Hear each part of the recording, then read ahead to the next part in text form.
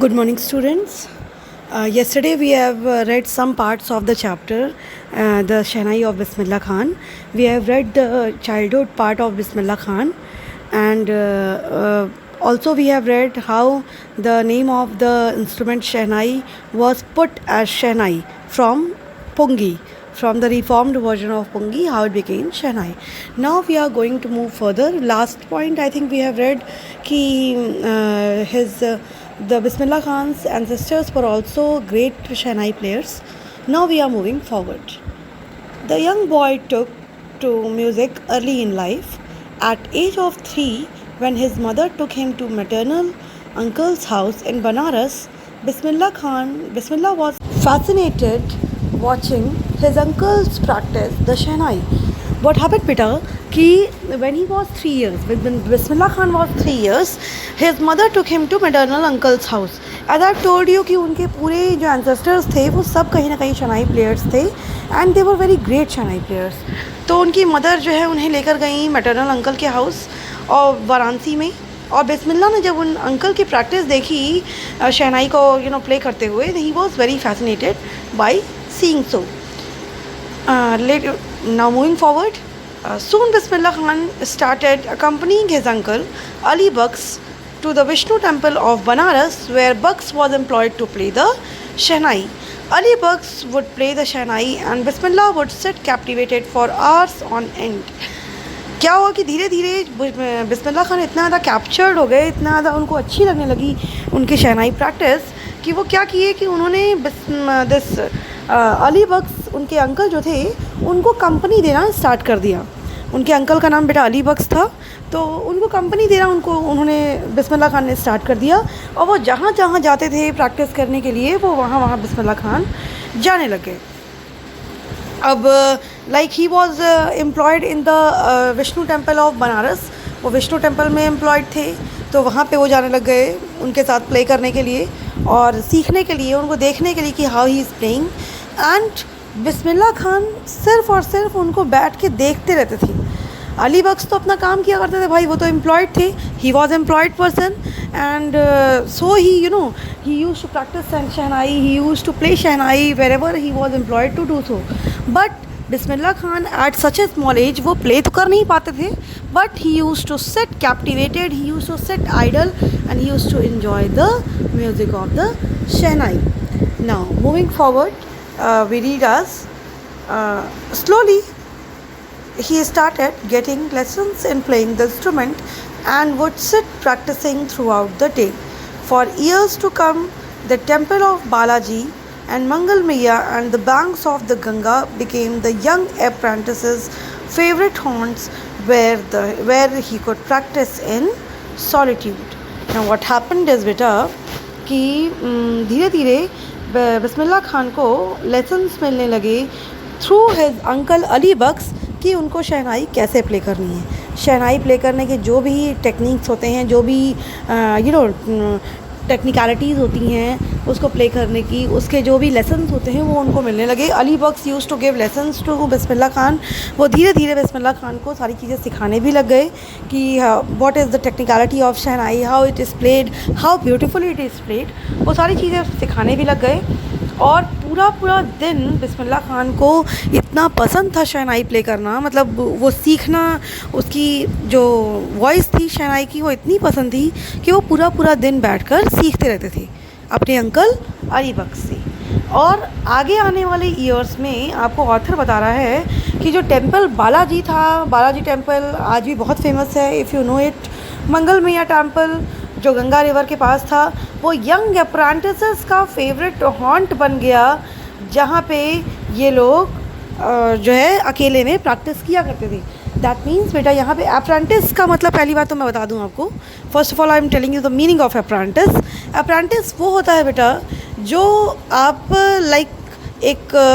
आप ये समझ लो कि जो भी पर्सन खुद से कोई चीज़ स्टार्ट कर रहा हो, खुद से कोई चीज़ सीख रहा हो, उसके लिए आप ये कहिए कि कोई कोचिंग इंस्टीट्यूशंस या कोई ट्रेनिंग इंस्टीट्यूट्स या कोई अलग से सिखाने वाला ऐसा कोई ना लगा हो, ठीक है, कोई अपॉइंट ना हुआ हो.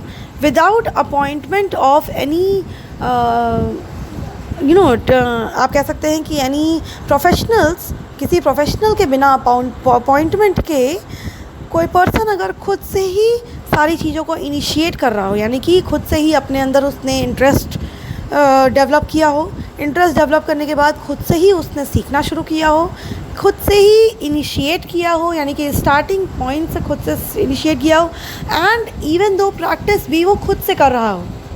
मतलब एक तरह से आगे समझिए कि जो अली बख्श थे वो तो सिर्फ उसको लेसन देते थे, वो तो सिर्फ उसको तरीके सिखाते थे, लेकिन जो इंटरेस्ट डेवलप करना था और ये डिसाइड करना कि नहीं मैं शहनाई ज़रूर सीखूँगा, ये सारी चीज़ें बिस्मिल्लाह खान की खुद से अपनी थी।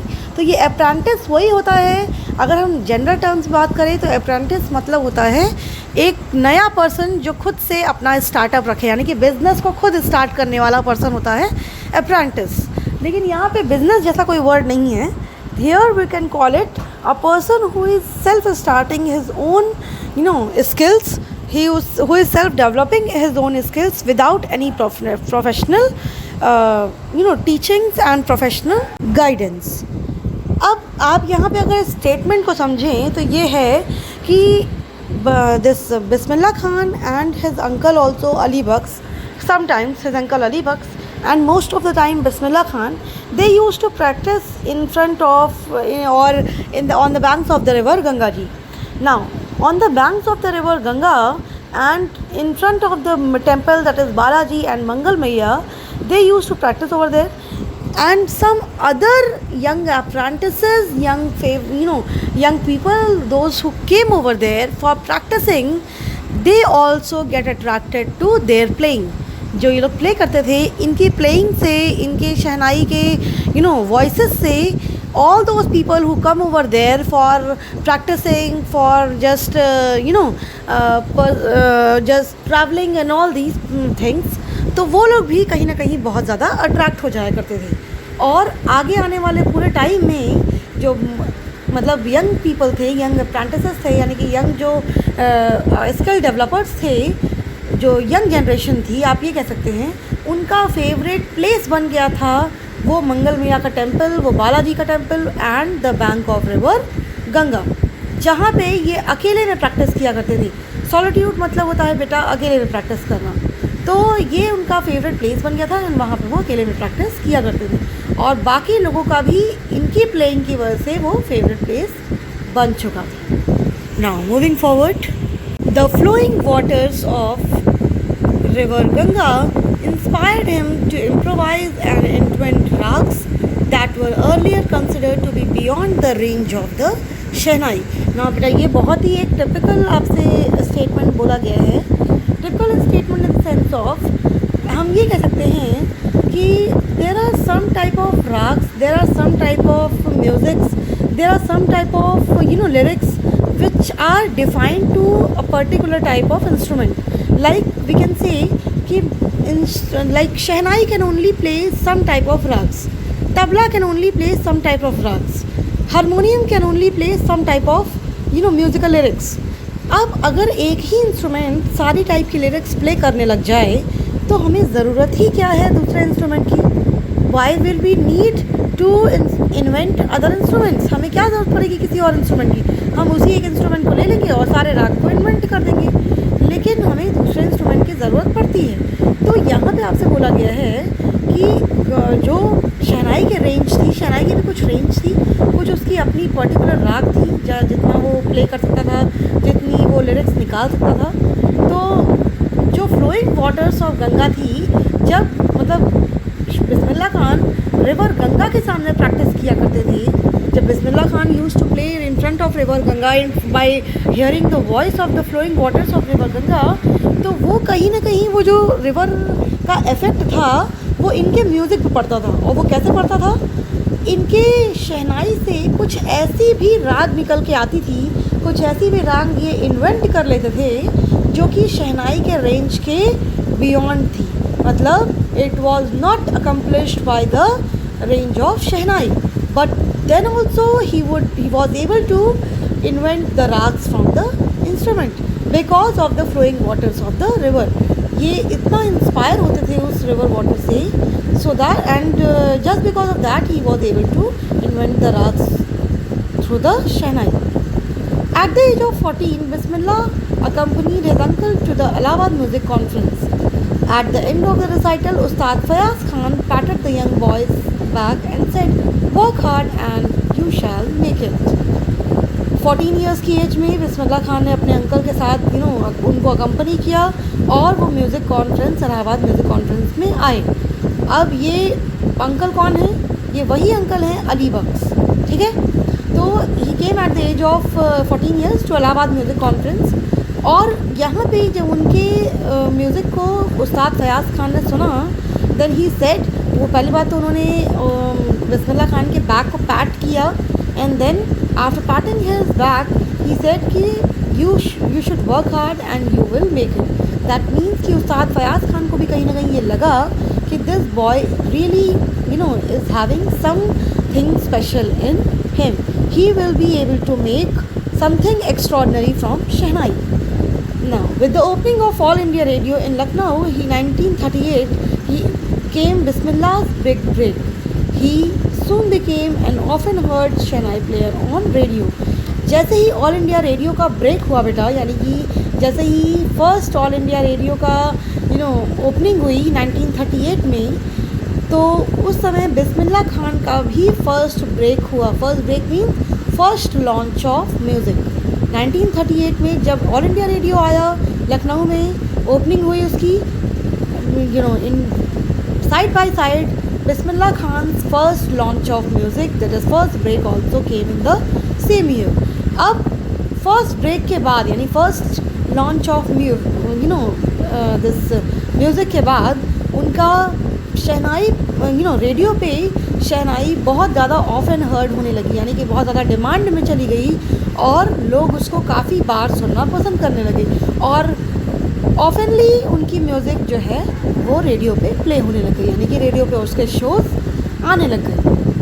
अब after that what happened when India gained independence on 15th August 1947, Bismillah Khan became the first Indian to greet his nation with Shehnai. He poured his heart out of into Rag Kafi from the Red Fort to an audience which included Mahatma Gandhi and Pandit Jawaharlal Nehru, who later gave his famous Terrorist with Destiny speech.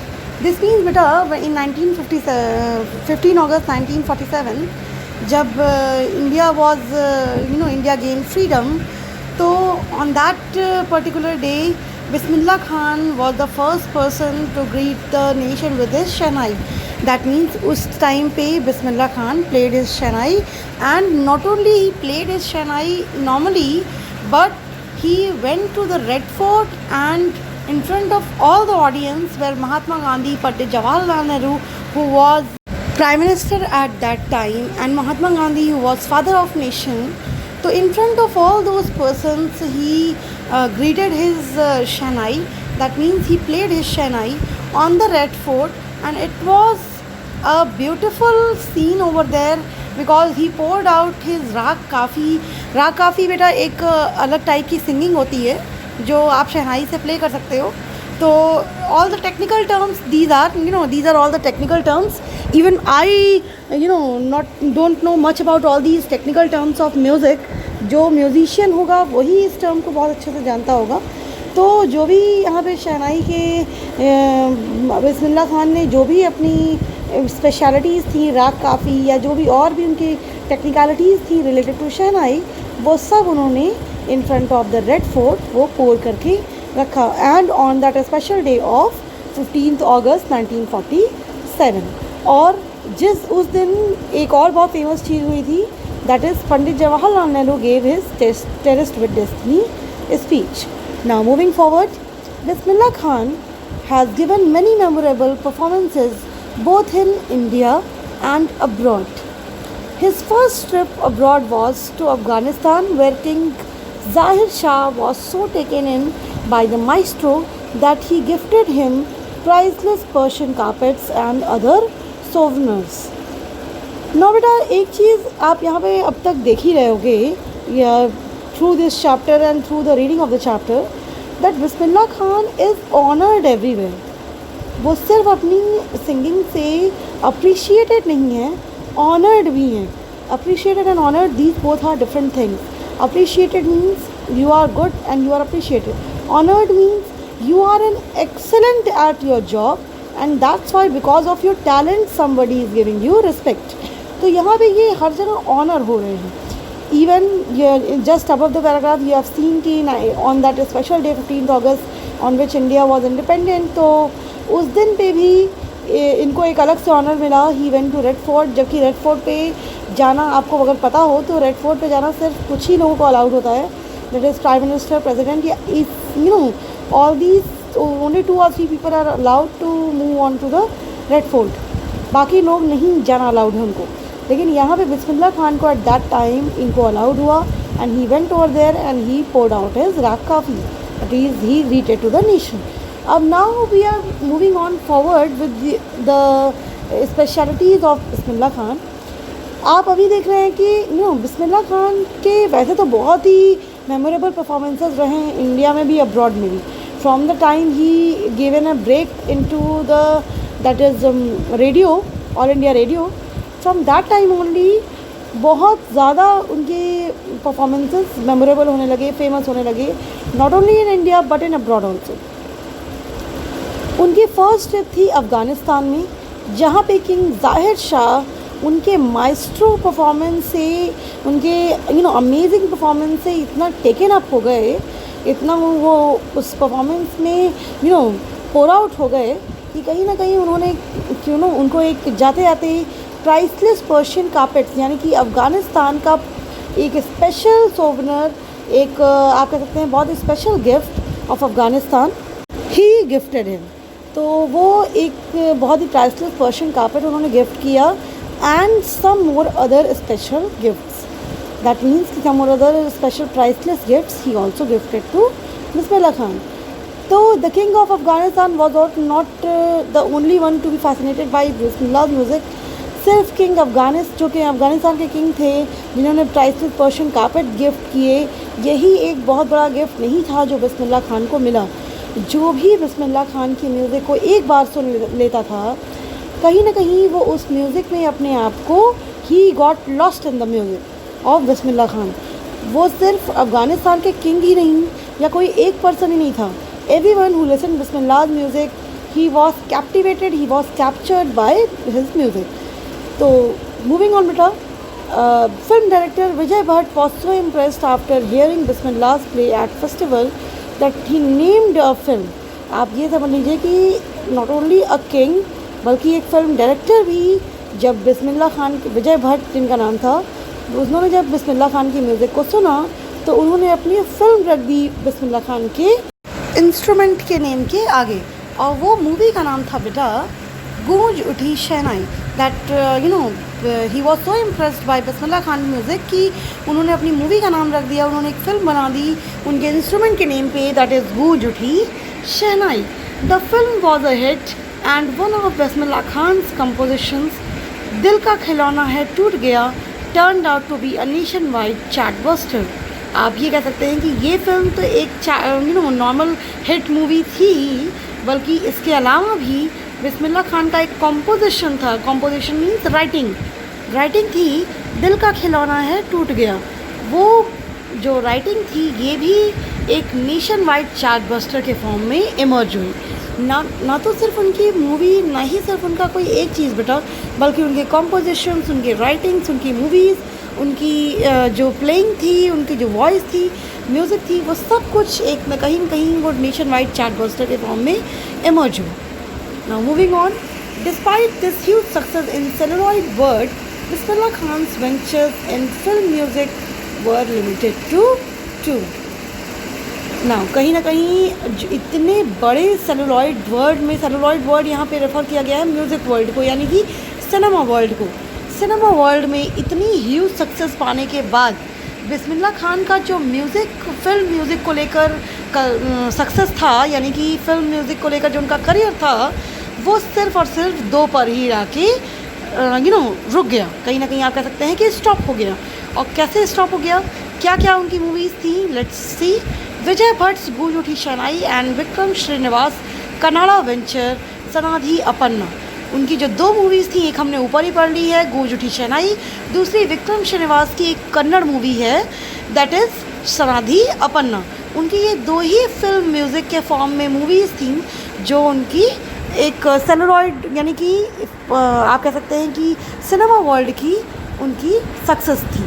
So you can say बेटा कि he stopped his career in this music world in the आप कह सकते हैं कि cinema world after 2 movies, that is Sanadhi Aparna and Goonj Uthi Shehnai. I just can't come to terms with the artificiality and glamour of the film world, he says with emphasis. Now he is very clear in his opinion about not coming to the film world, not coming to the cinema world, and not adapting to the glamour and artificiality of the cinema and film world. तो he is very clear in his views कि उन्हें cinema world में नहीं enter करना है. He doesn't want to enter the artificiality of the film world. He doesn't want to accept the artificiality and glamour of the film world, and he just can't come to terms. That means he is saying कि he just can't accept the terms and conditions of the cinema and film world. As you all know beta, if you are working over somewhere, you have to accept the terms and conditions of that place. So he is not able to accept that because he was a very pure person. उनको makeup world नहीं पसंद था. He doesn't like that makeup world. ये बनावटी दुनिया उनके लिए एक तरह से मेकअप वर्ल्ड था, and he want to live in his own real posture. तो he has accepted that only, and till here I have explained you बेटा. Just go through the chapter once again, and I think we have all discussed out all the qualities of Bismillah Khan. Nothing is left out, and till now all the specialities you can say of the music related to Bismillah Khan, all his achievements related to Shehnai, we have all discussed all these points. Some points are left related to the achievements of nationwide, like national achievements somewhat are left, and some of his own terms are left to be discussed. जो उनके खुद के कुछ terms थे for the place of playing Shehnai, and some of these things are left. We will discuss in the next class, and if anything is not understood by all of you, you can ask me shortly in the same class. Thank you.